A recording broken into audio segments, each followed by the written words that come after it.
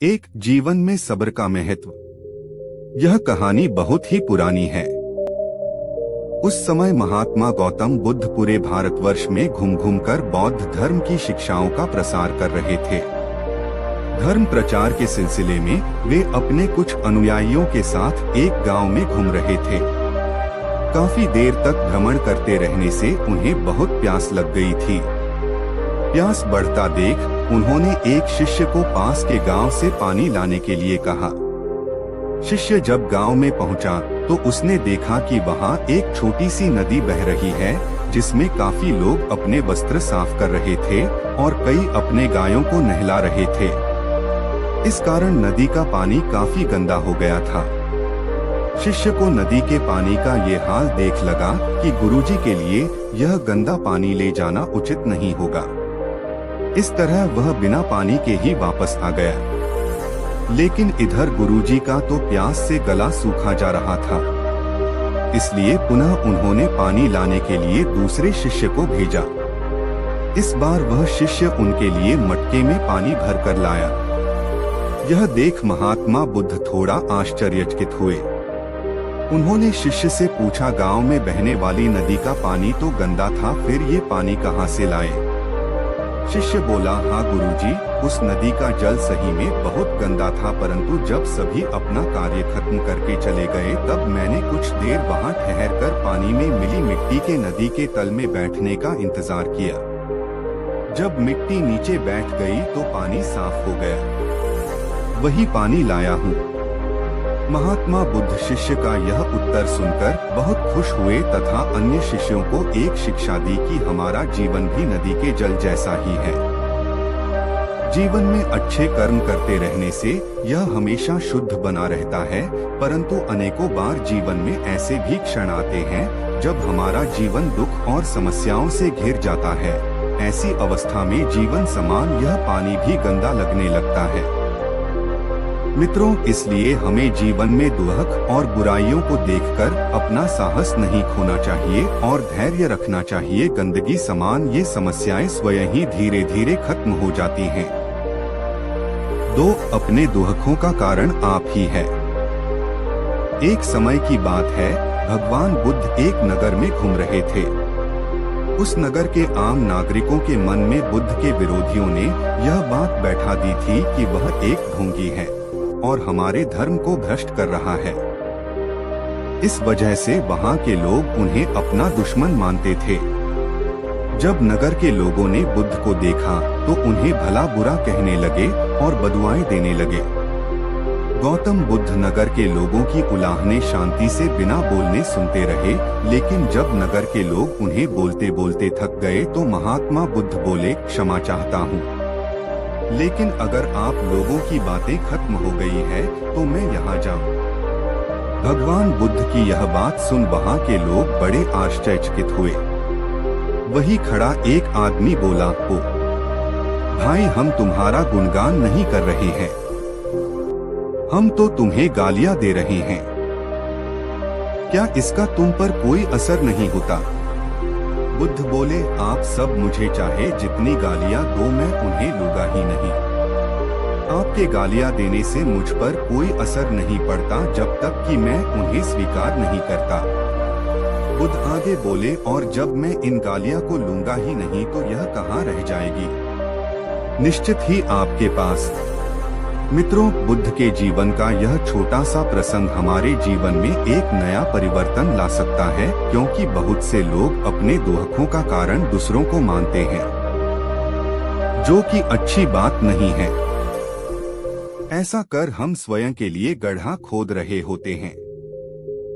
यह सब हम पर निर्भर है कि हम लोगों के नेगेटिव बातों को कैसे लेते हैं, उन्हें स्वीकार कर रहे हैं या नकार रहे हैं। इस दुनिया में कोई गरीब नहीं। एक समय की बात है, भगवान गौतम बुद्ध एक गांव में धर्म सभा को संबोधित कर रहे थे। लोग अपनी विभिन्न परेशानियों को लेकर उनके पास जाते और उसका हल लेकर खुशी खुशी वहां से लौटते। उसी गांव के सड़क के किनारे एक गरीब व्यक्ति बैठा रहता तथा महात्मा बुद्ध के उपदेश शिविर में आने जाने वाले लोगों को बड़े ध्यान से देखता। उसे बड़ा आश्चर्य होता कि लोग अंदर तो बड़े दुखी चेहरे लेकर जाते हैं, लेकिन जब वापस आते हैं तो बड़े खुश और प्रसन्न दिखाई देते हैं। उस गरीब को लगा कि क्यों न वो भी अपनी समस्या को भगवान के समक्ष रखे। मन में यह विचार लिए वह भी महात्मा बुद्ध के पास पहुंचा। लोग पंक्तिबद्ध खड़े होकर अपनी समस्या को बता रहे थे। जब उसकी बारी आई तो उसने सबसे पहले महात्मा बुद्ध को प्रणाम किया और फिर कहा, भगवान, इस गांव में लगभग सभी लोग खुश और समृद्ध हैं।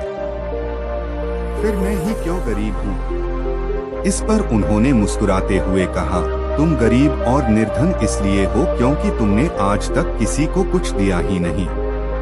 इस पर वह गरीब व्यक्ति बड़ा आश्चर्यचकित हुआ और बोला, भगवान, मेरे पास भला दूसरों को देने के लिए क्या होगा? मेरा तो स्वयं का गुजारा बहुत मुश्किल से हो पाता है। लोगों से भीख मांगकर अपना पेट भरता हूँ। भगवान बुद्ध कुछ देर शांत रहे, फिर बोले, तुम बड़े अज्ञानी हो। औरों के साथ बांटने के लिए ईश्वर ने तुम्हें बहुत कुछ दिया है। मुस्कुराहट दी है जिससे तुम लोगों में आशा का संचार कर सकते हो। मुख दिया है ताकि लोगों से दो मीठे शब्द बोल सकते हैं, उनकी प्रशंसा कर सकते हो। दो हाथ दिए हैं, लोगों की मदद कर सकते हो। ईश्वर ने जिसको ये तीन चीजें दी है वह कभी गरीब और निर्धन हो ही नहीं सकता। निर्धनता का विचार आदमी के मन में होता है, यह तो एक भ्रम है, इसे निकाल दो। कभी भी मन में निर्धनता का भाव उत्पन्न न होने दो, गरीबी अपने आप दूर हो जाएगी। भगवान बुद्ध का संदेश सुनकर उस आदमी का चेहरा चमक उठा और उसने इस उपदेश को अपने जीवन में उतारा, जिससे वह फिर कभी दुखी नहीं हुआ। 4 अहंकार का उपहार। महात्मा बुद्ध के पास सेठ रतनचंद दर्शन को आए तो साथ में ढेरों सामग्री उपहार स्वरूप लाए। वहां उपस्थित जनसमूह एक बार तो वाह वाह कर उठा। सेठ रतनचंद का सिर तो गर्व से तना जा रहा था। बुद्ध के साथ वार्तालाप प्रारंभ हुआ तो सेठ ने बताया कि इस नगर के अधिसंख्य चिकित्सालयों, विद्यालयों और अनाथालयों का निर्माण मैंने ही कराया है। आप जिस सिंहासन पर बैठे हैं वह भी मैंने ही भेंट किया है, आदि आदि। कई दान सेठ जी ने गिनवा दिए। सेठ जी ने जब जाने की आज्ञा चाही तो बुद्ध बोले, जो कुछ साथ लाए थे सब यहाँ छोड़कर जाओ। सेठ जी चकित होकर बोले, प्रभु, मैंने तो सब कुछ आपके समक्ष अर्पित कर दिया है। बुद्ध बोले, नहीं, तुम जिस अहंकार के साथ आए थे उसी के साथ वापस जा रहे हो। यह सांसारिक वस्तुएं मेरे किसी काम की नहीं। अपना अहम यहाँ त्याग कर जाओ, वही मेरे लिए बड़ा उपहार होगा। महात्मा बुद्ध का यह कथन सुनकर सेठ जी उनके चरणों में नतमस्तक हो गए। भीतर समाया हुआ सारा अहंकार अश्रु बनकर बुद्ध के चरणों को धो रहा था। 5 महत्वपूर्ण दान। भगवान बुद्ध एक पेड़ के नीचे चबूतरे पर बैठे हुए थे। हर भक्त की भेंट स्वीकार कर रहे थे। तभी एक वृद्धा आई। उसने कांपती आवाज में कहा, भगवान, मैं बहुत गरीब हूँ। मेरे पास आपको भेंट देने के लिए कुछ भी नहीं है। हाँ, आज एक आम मिला है। मैं इसे आधा खा चुकी थी, तभी पता चला कि तथागत आज दान ग्रहण करेंगे।